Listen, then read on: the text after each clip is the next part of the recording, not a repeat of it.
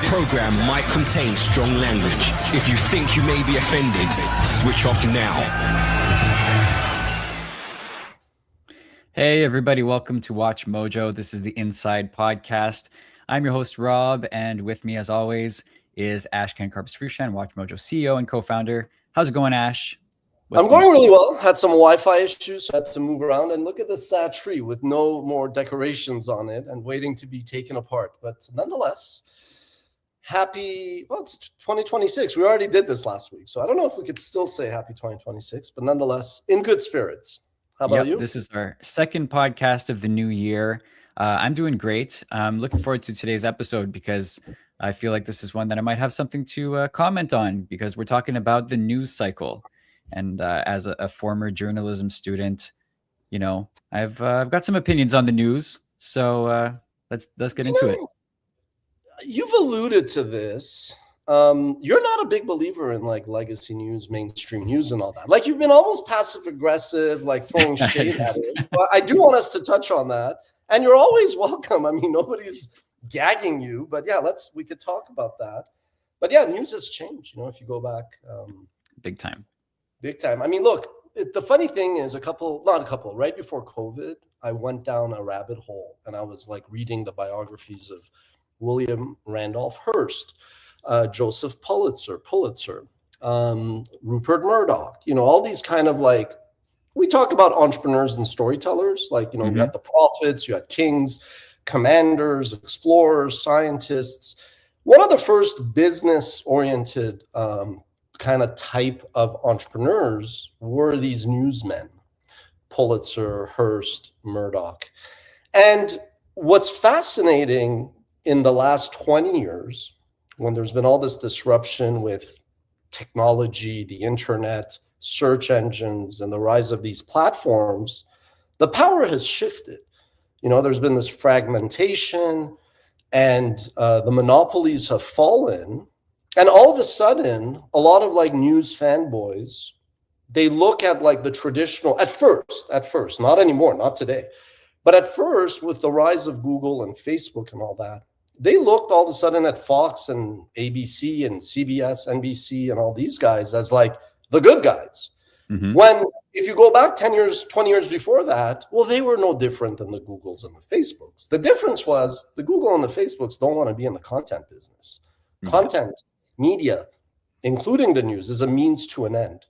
So what people forget, and you know, you and I were exchanging some ideas and we were prepping the outline. I was like, let's just start off and set that table, which is the original Hearst was like a born on third base kind of fella. His dad was like a senator.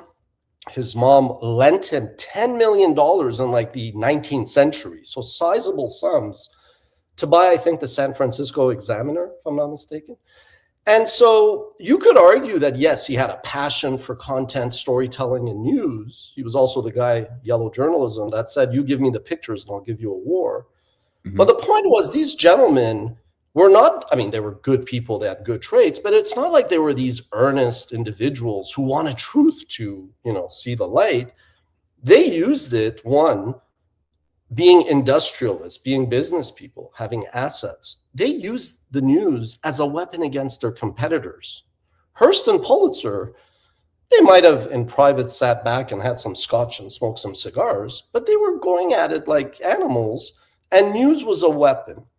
But because of how distribution was at the time, first it was the guys, you know, standing and screaming in the city. Then it was print, then radio, then TV, then the web, etc. They ended up developing monopolies of local advertising, be it classifieds or simply ads. And so they built these dominant positions that were ironically even more dominant than the Google so-called monopolies. And now fast forward to today, news has become even more politicized, which sounds crazy. And the power has shifted to these big tech platforms that you could argue really don't want to be in the content business, but they need content to monetize. Yeah, it's become a lot more complicated to, I mean, there's just so many more voices to listen to, and it's no longer an economy of information. It's an economy of attention. Like there's only so much information one can absorb, and it gets more and more difficult to discern like what is worth actually absorbing, which is kind of frustrating for a lot of people. You just bombarded all the time, and this is why we see like mental health has become such an issue. Like there's just like so much going on, and it's impossible to follow everything. So, I mean, that's part of my own disenchantment, really. Like as on one side of it, never mind like what exactly the companies are trying to do and how maybe it's. I mean, what you said about the origins is completely valid and everything. I think I just discovered how corporate news was like later on at a certain point, and then became really turned off by it as I was studying. You know. Yeah, I mean, corporate should be a neutral term. I know you're not using it in a good term, and I became an entrepreneur because there's much more I criticize about corporations than I love, but I'm a capitalist. I like to think I'm an ethical capitalist, but I saw that early on in my career when I would sit down sometimes with a journalist, and I would see like a newspaper journalist would take the time to ask questions, but still, when the finished article was out, there was some false, not malicious, but inaccuracies, and that was just normal. And then radio, you could sometimes go deeper, but even some radio interviews were like 5-6 minutes, and that's why podcasts have become popular. And then news segments were even more like, for example, a month and a half ago when I got into looking into the Expos and bringing them back to Montreal, there was this huge difference between the interviews I would do with like podcasters versus journalists, written versus radio, and then versus TV, which was just like, we talked for 10-15 minutes, and it would be like 90-second segment. And I'm like, okay, well, it's hard to get the whole story, right? But that's just the nature of the beast. But to the point you made earlier, yeah, I mean, I think there's just this kind of like, there's two pools. One is there's this false sense of wishful thinking, myopia of consumers who really don't understand that news is a means to an end. Content is a means to an end to sell subscriptions, to sell ads, right? I'm not condoning it, but I'm saying going into it, that also explains why some stories are covered and some are not. But the other one, I think, is there's a difference when you have a stake in the matter, right? I wanted to ask you this about just the news and all that. Were you passionate? Did you have this visceral reaction even if you didn't have a stake in something?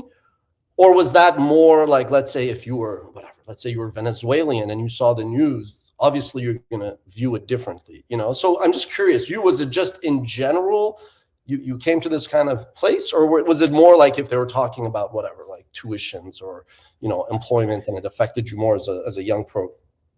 So, okay, specific example, during the pandemic, for example, I really didn't appreciate the way that the news kind of was manipulating information in order to kind of, I feel like, support the goals of big pharma in like, making things seem a lot worse. Nothing wrong with that, but you were totally anti-vaxxing. Is that what was the issue? You felt like as a citizen? I didn't like that. I felt like people were being manipulated, and I followed some people who did like independent journalists who did investigations and like went undercover and stuff. Like I don't know if you've heard of Project Veritas and stuff like that. I don't remember what the gentleman's name is, but he went undercover with reporters and stuff who talked about how in the newsrooms, their goal wasn't to tell the truth. It was to spin stories in a certain way. So like knowing about that was like major red flag for me. I was like, this is horrifying. What's going on here? So that's a main one that comes to mind right away because it's fairly recent. Yeah, I mean, look, I get that, and I think one of the I was joking following the stories, horrible stories coming out of Iran. I was joking how one of the most blocked Iranians on X, both those who are pro-regime and anti-regime, because of one thing I said, one emphasis I put on a syllable. Like it's just crazy. But what I'm getting at is I've always tried to be objective. And I think Watch Mojo is a testament to that. We might get some things wrong, but there's no partisanship, like I might like Def Leppard more than Guns N' Roses. I like them both. But if we're doing like the defining albums, okay, Hysteria, Pyromania are great. But if the team and the data suggested Appetite, I wasn't like, let's go for a talk and like fire the guy, like it was.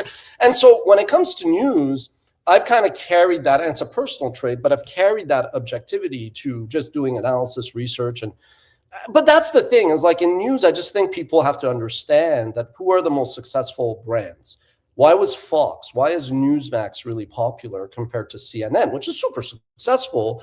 But CNN has almost more of an identity crisis than, say, MSNBC, which was like a counter to Fox. So I think it's more the nature of the beast. When I read Rupert Murdoch's biography like years ago, you would have assumed he was some kind of Zionist. People assumed he was Jewish, but then that wasn't the case. It was maybe ideologically he agreed with some parts of it. But what people didn't understand is it was a business decision. He just saw a vacuum. So he said, we're going to launch Fox as an entertainment brand and eventually Fox Sports and Fox News, and we're going to rush to the right. So my advice to people is, understand one, that media is, media is a business. It's a conduit to sell subscriptions or advertising. But also, don't be surprised if NBC is not going to do an expose, for example, I'm not a medical person, why Ozempic is the worst thing ever, because it could be that Ozempic is a huge sponsor, right? So now let's connect the dots and move forward. I think this is the power of the internet, but everything good to an extreme becomes bad. At first, citizen journalism is a plus. Let's just be clear, full stop. It's a great addition to the landscape. But I think with citizen journalism, at first, it was still people who had a certain barrier to entry, not compared to the old ways of, you need to have an uncle who works at the New York Times and maybe you'll get an internship, or in Montreal, if your aunt worked at the CBC or the Gazette, maybe you would have a job, but otherwise you were screwed. Citizen journalism allowed more people to kind of, research and write. But there was still a barrier to entry. You either needed a blog, which, WordPress democratized that the way YouTube democratized video, but it was still hard, Social media is the genie that's now out of the bottle, where everybody could talk. And then the problem is, it's not about accuracy. It's really more about speed. It's more about cutting through the clutter, which means noise, not even seeking attention. It's funny, some time ago, anecdotally, I was like, I knew that like a lot of people wanted something, and I like to make people happy. It's just a natural thing. So I kind of wrote an article about it, really thoughtful and this and that. It got some traction. It didn't, I'm not even talking about the expo, some other thing.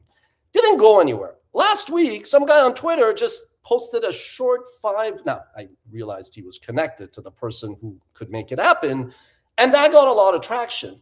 Now, I joke that, hey, when in doubt, don't write an open letter to the CEO, go to the coders.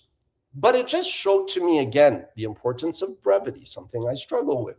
The importance of just quick noise, cut through it like a warm knife through a slab of butter. And I think this is the problem now, which means legacy news has lost that monopoly. It has lost that credibility. Its agendas are more exposed, like more power to the Ellisons for at least caring about a media company. But I don't think that there's any hidden truths that like, the Ellisons bought Barry Weiss's company, who's now trying to reimagine CBS News, largely on ideological alignment grounds. That's their right. It's like you have Al Jazeera funding content on one perspective. You're going to have CBS now steering to the other. So I just think it's more about, if you as a user, you do have the power now to, join that conversation, but it's just now there's really no barrier to entry. And speaking the truth, you could argue the paradox, speaking the truth was never the objective in the old days. And even now, I would say less so, because it's more about just cutting through the clutter, which generally is not about truthfulness, but shock value. Yeah, I think one of the main differences between the old days and now is that there were those kind of like godly figures, the news anchors who were like those trusted voices that everybody looked to for the truth. And you can debate about like how much was actually truth and how much wasn't, but like that was the perception of people at the time, that like there were the Barbara Walters and the Walter Cronkites and like all of those people who were just these figureheads, and people were, they were well respected. And today I don't feel like there are as many of those, or if any, certainly not to the same degree. So I don't want to slander somebody like Walter Cronkite, who's an institution. So really not about him, but what the gentleman represents. Do you really think that they were this earnest, truthful people with principle and purpose? Or do you think that they were like the crazy influencers who spread misinformation just to get viral attention? Were they also basically just playing the game, manipulating the system, but the system was different? Like it's like they say in finance or in business, or like greed is permanent, but fear is temporary. Human nature is human nature, like human nature, things around pride and greed and all that hasn't changed. The tools through which you manifest that has. So when I see this sense of indignation, I'm like, okay, it's great. Everybody can comment. But to me, it's like, it's always been like this. And that's also why WatchMojo is not as big as it could. Well, many reasons. WatchMojo is not as big as it could be, because even at the peak when people were like, oh, you guys are clickbait, I was like, let me show you clickbait. This is not clickbait, Anyway, I guess I'm biased on that front. Well, yeah, what I was referring to is more about the perception of these people rather than like the reality of what they represent. But yeah, like people like my grandparents, watching, and that was the other thing. It's like you would get your news at very specific times. You'd sit down for the 6 o'clock news. You'd get your newspaper in the morning. There was like blocks in your day dedicated to this. And then it transitioned to more of a 24-hour news cycle where stuff was always coming in with the internet. And now it's completely liquid. Like every second of the day, you're getting notifications. Any platform you go on, it's always the latest stuff. And I think, that's been extremely overwhelming. Well, you hit a very important point, which is I think the fact that before traditional media did not just control distribution, they also controlled the timing. We've talked about this before with streaming. The main thing is you no longer have linear distribution. When NBC had, let's say, a powerhouse show like Seinfeld at 8 and Cheers at 9, if they slotted Friends at 8:30, it was kind of like that was half the battle. Same thing with news. You had to wait till 6, you had to wait till 10 or 11, whatever. And then now that's different, And again, that is why it's all about speed and not accuracy. Now, but you can also argue that, would you say more people are drawn to the news than before? Because there's more alternatives, right? I mean, you could just seek escapism in social media. You could seek escapism more in documentaries on demand. So I think this is the challenge of traditional media, that they are clinging to an era of media with news where the power and value of news has just dramatically shifted. And it's both as a category, I would respectfully suggest it's less critical to society, to the zeitgeist. But it's also that there's just so much more competition that even on a standalone basis, there's less people that turn to it.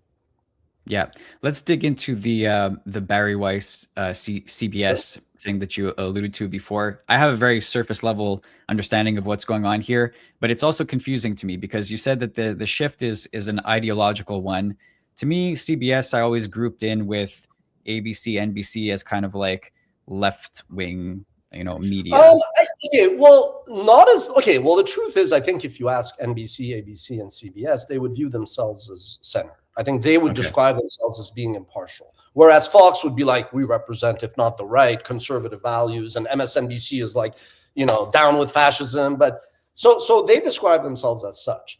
When Larry Ellison, founder of Oracle, worth over $100 billion, if not more, started to bankroll his son David Ellison, who his sister too, Annapurna. So there was a family where the kids were not drawn to software like Papa. They were drawn to media, and to their credit, at least are working and they're ambitious, right? I mean, I respect born on third base kids who actually hustle instead of just go living on a beach somewhere, although that's not a bad thing to do.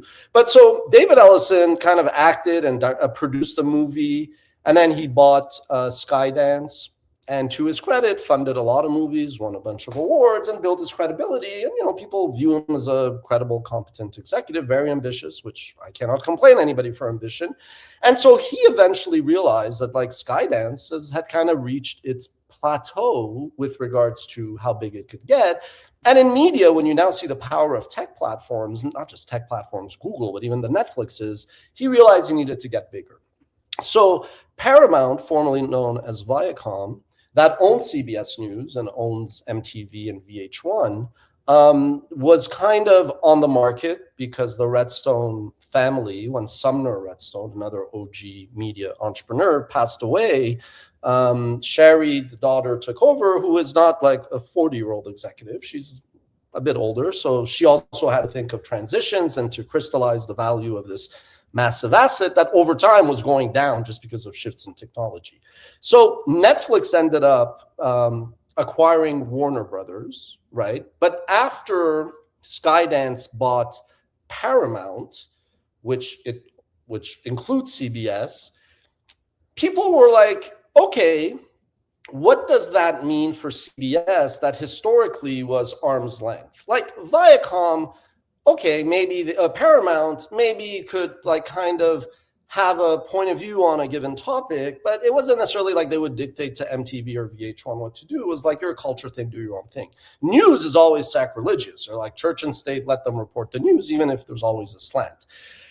But after the first few months, I think in light of what's happened, frankly, since October 7th, Larry Ellison, who is a Zionist and he's very pro-Israel, I think him and his son David, who are both very pro-Israel, they were like, and this is like projecting, this is speculating, but just for the sake of our audience, I think they were just like, well, yeah, if we own this asset, it's 2025, the stakes have changed, the media world has changed, you got all these left-wingers, you got all these pro-Palestinian voices, so they kind of wanted to take CBS in a more right-of-center point of view. Specifically, probably with regards to the Holy Land, which we covered on a previous episode. Yeah.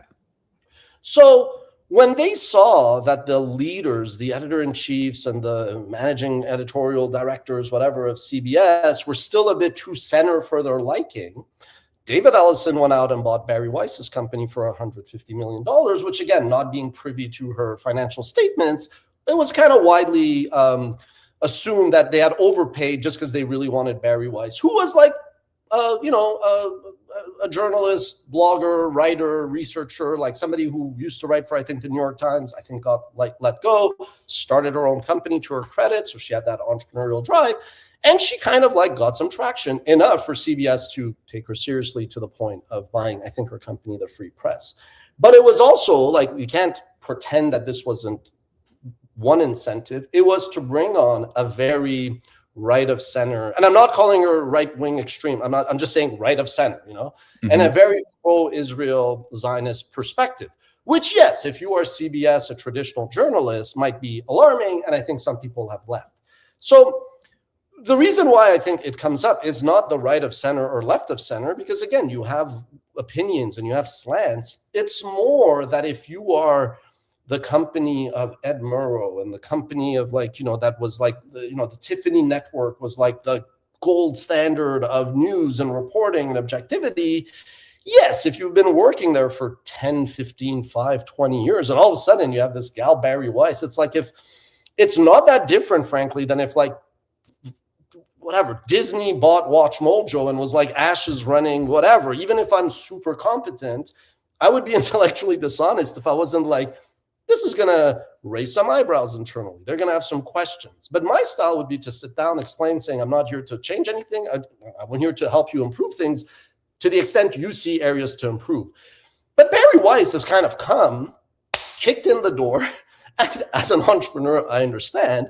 And she's like a tornado who's like, we got to be the news. If you are CBS, that is not what you want to hear. You don't want to be the news. You understand? Like, this is like the culture shock. Like, we have companies that want to buy WatchMojo, and they're always like, you guys could videofy things. When Time Inc. wanted to buy us to videofy Fortune, Time, SI people, when, all these other, way back before the Ellisons, MTV wanted to buy us because they're like, we need something like WatchMojo. I would say, okay, well, I'm not going to come and tell your team how to do their business, but we could certainly improve with video, with digital, with speed, yada, yada.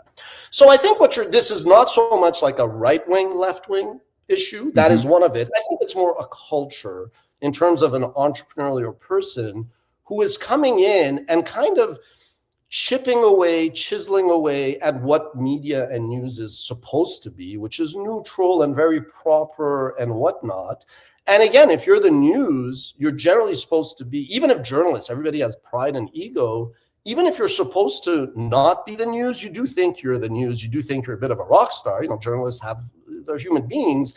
But so I think it's a fascinating case study of when a traditional organization acquires a very small, nimble, entrepreneurial person as an acqui-hire and organization, and expecting that to go smoothly. And it never goes smoothly, right? So that's what makes it fascinating, because hearing her say we should drive the news and produce things that are viral, it's not that much crazier than when, let's say, NBC was like, you know what, Jimmy Fallon, yeah, okay, you're going to produce a show that looks like the show of Carson or Leno, but we're going to change it like bottom up instead of top down, because we want to program for YouTube. We want to have skits or sketches or segments, actually, that could go viral. So not absolving her, what she's doing, what she's trying to do is no different than what NBC does with Fallon and Colbert did with his show, to come up with like episodes for digital. But when it's news, it's like sacrilegious. It's a bit weird to say that. You know, you could wink, hint at that. But I understand all sides, which is why I'm so blocked by people. Wasn't one of the big points of contention what happened with 60 Minutes episode that was pulled right like shortly before airing, that was dealing with some prison or something, there was like an expose, and then there was concerns about what the administration would think about this, and that's why it was kind of pulled. And then people were like, oh well, she's just pandering to the White House basically.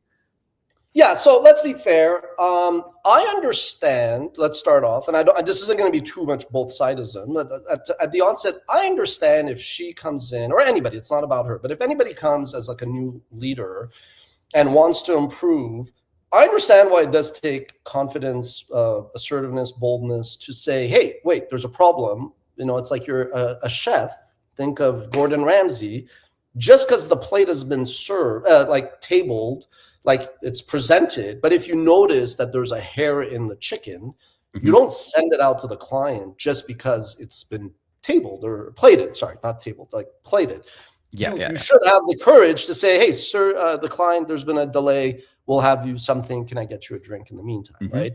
So I don't blame her for that if there was, and I don't know the specifics to go if it was fair or not, but I think that is a good trait as a leader. I think you don't want to just be like, hey, there's a big pile of poop on this hamburger, but it's all good, right? So that I think is good. The problem is, given the sensitivity in America, given Trump derangement syndrome, given that, hey, you know, for-profit prisons, which was the subject, I believe, is a very touchy thing. Yeah, I mean, not that Barry Weiss or the Ellisons are seeking my advice. Even my team doesn't seek my advice sometimes. But I personally think I would have said, look, because 60 Minutes is an institution, people expect this every Sunday. We'll release it. Monday, no, nobody should get too flustered. But maybe Tuesday, we're going to sit down and discuss it and be like, what could we have done better, right? So I think it doesn't help her by putting more bullseyes on her back for her critics to be like, oh, not just she's coming and she wants to be the news and doesn't understand reporting, doesn't get church and state, but on top of that, she's basically a censorship filter for the Trump admin. Like, that's where I think sometimes entrepreneurs, you know, yeah, it's good to go get experience. It's good to go read a business book. It's good to have your, like, you know, eat some humble pie. Because you don't want to give your denigrators more reasons to take you down. They already have enough reasons because you're just built differently. So, you know, was it more censoring for Trump? Well, it wasn't not censoring for Trump. You know, it's pretty clear what the causality was. But I think that is more of like a managerial mistake, because I think it's like the Streisand effect. If she would have just let it slide and discussed it privately on Tuesday, I think her team would have probably respected her more. But the fact that she kind of just said, no, we're going to not do this. Yeah, she probably lost a lot of credibility with a lot of people. And CBS lost a lot of credibility with a lot of people. And now 60 Minutes, I'm not saying this was irreparably harmed, but 60 Minutes cannot really credibly look at their viewers and listeners and say that they are not compromised to some extent, you know? Yeah. Did you think that CBS needed saving in the way that probably Ellison thought it did? So this is where let's go back. I think Ellison, Papa or son, were like, yeah, why are we funding an operation that's chanting from the river to the sea, Palestine will be free? Not saying that's what CBS did. Like, I don't want to be sitting here and going, that wasn't part of it. I think they wanted somebody who could come in and just present a point of view that they were more aligned with. And I think that's probably 49 or 51%. It's a sizable amount. But I think it's also that given that Larry Ellison, one of the greatest brilliant visionaries in business history, not just software, and David being clearly a very ambitious guy, they were going to do something. So that something was more the entrepreneurial acqui-hire thing. I personally think it was, I'll just say it, I think it was a mistake for them to not individually. It's their right if they want a more pro this or that slant. They're the owners. That individually is fine.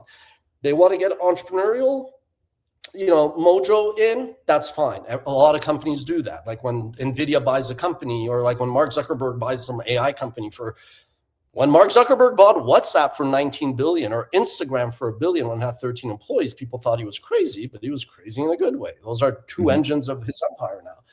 But when you add the third one, that you also immediately take somebody like her, who was going to piss off half of the journalists, like assume half are pro-Israel, half are pro-Palestine. Anybody you just parachute suddenly is going to alienate half. I think the trifecta was a mistake, and it's not a fatal mistake. It's not like, some kind of hack that is going to take them down or some kind of major lawsuit. But I do think that is when you start eroding these great brands. Whether you agree with them or not, CBS, the Tiffany Network is a great brand. And so you have to be careful. 60 Minutes is a tremendous brand, right?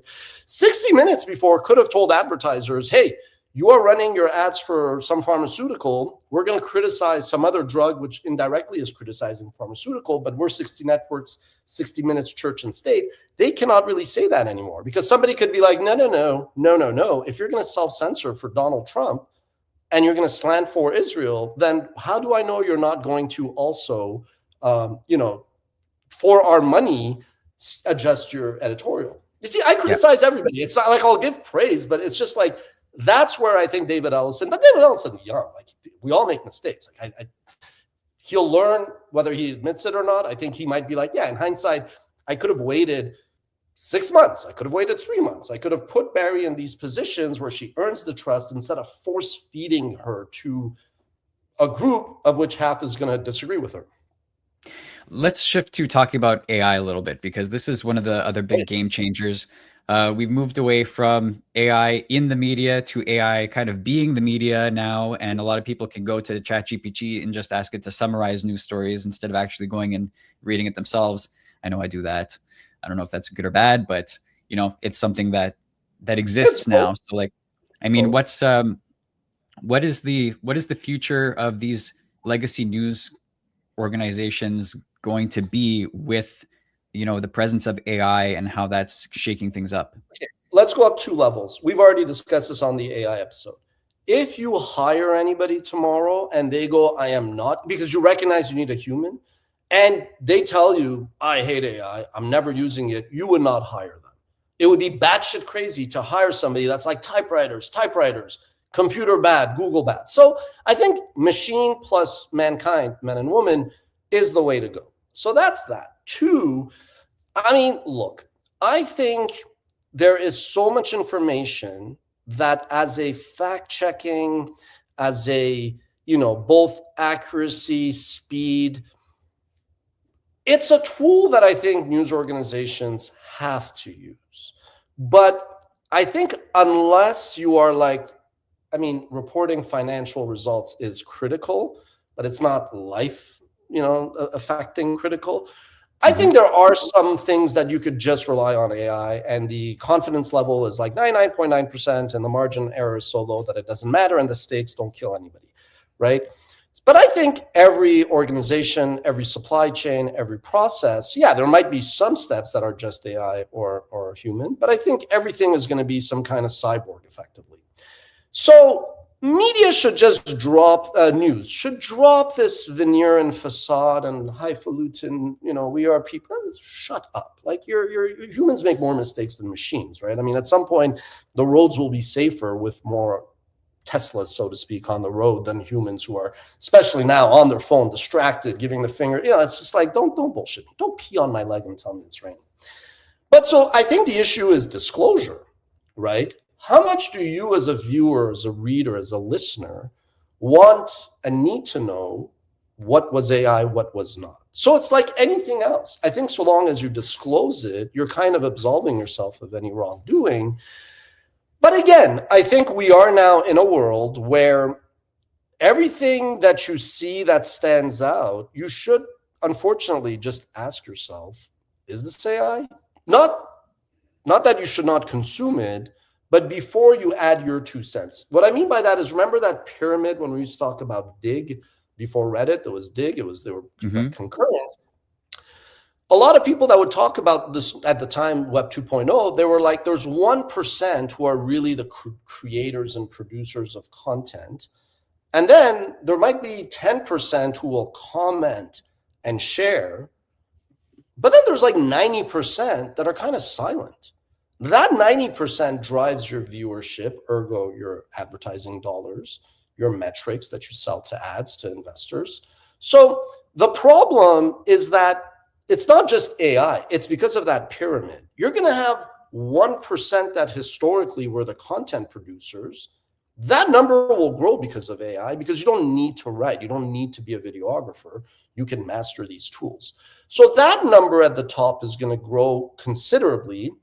That 9 or 10% that were the heavy sharers and retweeters and all that, they are going to become more important, if you think about it, as a kind of filter, the wisdom of the crowds. There's a fundamental difference if I were to see whatever, let's just talk about something different, something, some kid being pushed.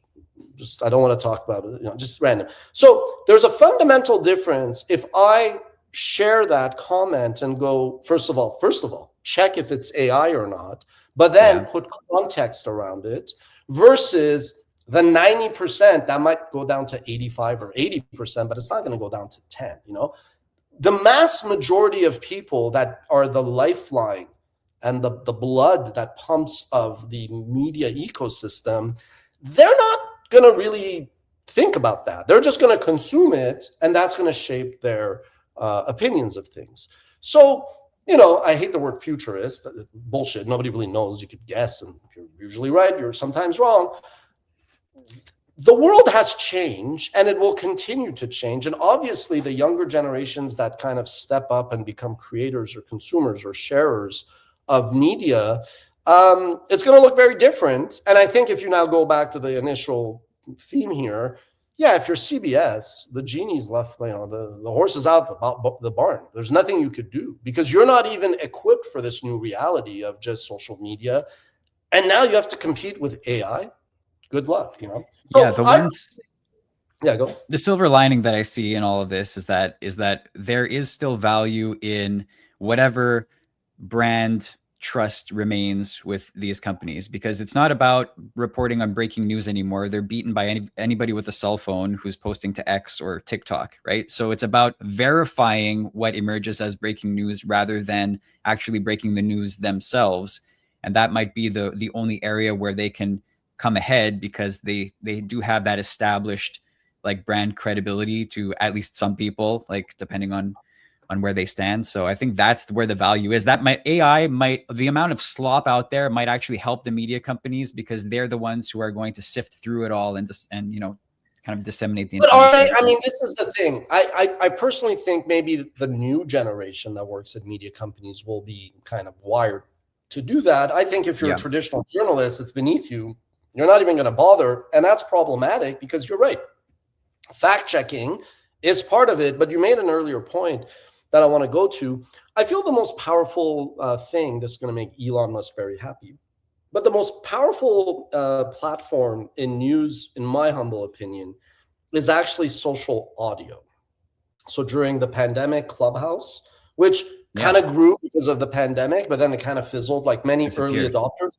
And that's what I've said. You got to be 1 or 2 steps ahead of consumer behavior. You can't be 10 steps ahead. And they got a bump because of COVID, so they were kind of screwed. But Spaces on X, which I really got into after October 7th, both regarding the conflict and then also listening to more Iranians inside and outside to kind of be like, okay, I've read a lot and I've written a lot and I've analyzed a lot, but let's actually go hear people, not just media, distill it and curate it. if you think about it, if like Israel sends a bunch of missiles into Hezbollah territory in southern Lebanon, and you have a citizen journalist or just a citizen who's on the ground, historically, I mean, you had to wait for a journalist to show up with a notepad or like some kind of professional level camera. Today, that guy could be telling you what's happening, ideally with video as well, so it's you see the proof. And he's on the ground, and all he needs is a phone and internet connection, which is pretty much universal. You know, God forbid, when there's like a fire or some kind of, even natural disaster or some kind of calamity, it's a game changer, right? And it's funny because last year I looked at building like a CNN of the 2020s, which would have been like a network of, these social audio experts who are all over the world, and who could kind of come in. And then if you think of WatchMojo's expertise, given B-roll and how we could mash it up, we could then pull video to kind of complement their audio, or ideally they would also show video. And I think this is why Iran cut off the internet this week. Well, the Islamic Republic of Iran cut off the internet because, more so than ever, mobile and video and social has become really the antidote to dictatorships and injustice. You think the future is more like people subscribing to individuals that they trust or smaller groups rather than, big networks? Because, for the reasons that we mentioned before. So what's funny is like when I started to chat with a lot of Iranians, it was like if I didn't repeat their talk, their perspective, I don't want to say talking points, but which was based on their experience, which I empathized with, they would be like, oh, you must be a regime or you must be an Israeli asset. I was like, that is the only reason I actually told people. I'm like, WatchMojo is very successful. This is what WatchMojo is worth. Like, you have to be a moron to think I'm paid by anybody. Like, that was why I was a bit like, not scared, but I was like, this is becoming tedious. Maybe they do. But I also realized why. Because yes, there are a lot of people that you think are well-intentioned people, but I'm going to be honest with you. If either, and just let me say it happens on both sides. If after 10/7, the Israeli government invites a citizen journalism, or Hezbollah, Qatar, Al Jazeera invites a citizen journalist who is empathetic to the other side, yeah, they're already biased. It's a trip to them. It's an experience. Sometimes on top of that, they do get paid. Some time ago, whenever I would put something that one side disliked, or like, did you get paid $7,000? Somebody posted that when we did the Holy Land. I'm like, this is an asinine take, but this is what this conversation has disintegrated into. So again, the kind of answer that like a media analyst would say is, of course, fans are going to rely more to individuals. And I think individuals are so powerful. We've talked about this. The most successful media franchise of the century, it's the Joe Rogans, it's individuals. But I think you really have to be just very glib and naive. I will say idealistic, but like stupid, to think that these individuals who need to pay rent and eat are just doing it out of virtue and altruism, because they basically get paid because of attention. The more likes, the more replies, the more shares. So obviously, if you post something preposterous, I sometimes go, yeah, this is not just clickbait. This is rage bait. I go, they're just basically posting. This person cannot be this stupid. But I'm like, they're doing it because everybody's going to comment, and that's how they get their currency. And that's so. Yes, I do think citizen journalism and individual like solopreneurs are definitely taking over. But I also don't think people should be that stupid to think like, NBC is paid for, but Joe, who was Joe Abu Hezbollah, who is now M. Israel Chai, what happened? Well, maybe they got paid. I don't think their opinion changed. They're just now the wire transfers are coming from on the other side of the border. Like, this is my point, that in that pyramid, that 1%, whether before it was CBS News that had the bias, or now it's the individual creator that has the bias, that 10% in the middle that is sharing, retweeting, they're also just sharing and retweeting in an echo chamber. I sometimes share things that I disagree. I'm like, hey, not a point of view I agree with. That's why the whole online retweet does not equal endorsement. But the problem is the 90% of people that just consume, they were being fleeced and taken to the cleaners by legacy media, and now they are being fleeced and taken to the cleaners by individuals. Because why? Human nature is the same. The tools change, but greed ego, envy, pride, wrath, all of that, historical, has not changed and will never change. There's that old saying about the news: if it bleeds, it leads. And that's exactly what you mentioned about like rage bait. Like that's been since the beginning of journalism. It's been always the focus on the negativity because that's what seems to get people's attention the most. Transparency. We in our editorial meetings, I'm always like, let's still do the positive angle and we could do the critical angle because I like balance. But we struggle with that where we're like, well, we know which one's the people's choice. Unfortunately, they want the smut, not literally, but you know what I mean. So let me leave you with the final question before we wrap it up. Who do you think you can trust with the news? My honest answer is not actually meant to be pessimistic. It's actually optimistic and hopeful. Nobody, right? If there's one thing, look, I have my flaws. We all have, weaknesses. I hope people, instead of like, again, not in the media, but like when I would cover politics, whether the Israel-Palestinian conflict or what's happening in Iran, I understood why both sides attacked me because I wasn't repeating their pure talking points. But I hope that if on their deathbed, eventually, that they're like, yeah, there was this one guy with a funny name. He was intellectually honest. There was a part of it that he understood and empathized. One reason why somebody blocked me a couple of years ago and slandered me for years is right after 10/7, they're like, do you condone Hamas? Do you condone? I go, look, obviously I don't condone 10/7. I said it was a horrible thing. I said, but if you want that to stop, you have to understand why some people view these groups as resistance. You have to understand the history. It's not me from my perch, my comfortable reality in Montreal to be like good, bad, evil. That's not how things are solved. In business, if I've had any success, it's because let's say you, Rob, have one idea, the other guy, Chico, has another idea. And instead of being like, you guys disagree, so I'm going to create a ring and you guys could go at it, that would be good content. I'm like, let's start with the 3% that you guys agree with, and then we'll worry about the 97 later. That's how you have success in business. In politics, you got to go to extreme, right? And so I really think that you cannot trust anybody. What is it? Not trust but verify or something like that, or verify, or there's an expression. I'm obviously not nailing it, but the idea is listen, question, research. Most people don't. And then sometimes some people are right. I might have an opinion that you agree with, but I hope you don't agree with all of my opinions.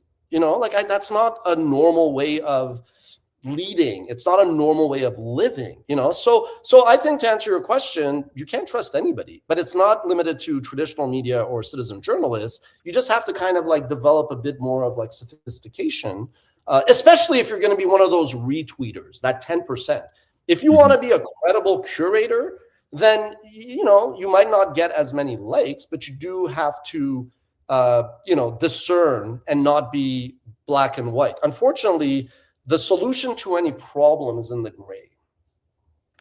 I would agree. And thank you for that enlightening discussion. It was this was fun. I enjoy talking about this type of stuff. We should do more segments like this. You can pick whatever you want to talk about. I'm not like it's people can suggest any ideas. You could say you suggested this. I was like, and I wanted to do this on X because I thought it would be on Spaces, but for technical reasons. But we could do a news, the future of news kind of like related derivative if people are interested on X, and get a lot of these citizen journalists to come and chime in.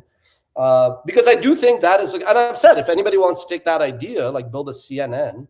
But I was like, these people are a bit too intense. And for me to say people are too intense tells you everything you need to know. Yeah, I'd be totally down to try out some podcasts on X. I feel like we might draw a different crowd, and we've got some engagement in the comments here. Not everybody's happy with us, but you know what? That's to be expected, and even encouraged. Because we didn't repeat just one talking point. Shocking. Good for you. Like how does that solve your problems in life? People like to hear stuff that they agree with. I mean, what are you gonna say? Yeah. Anyways, we'll leave it at that. The closing image of all these should be the Drewski. All right. Cool. Well, take it easy, Ash. We'll see you again next week. And thanks to everybody for watching. Have a good one. We'll see you next time. Cheers.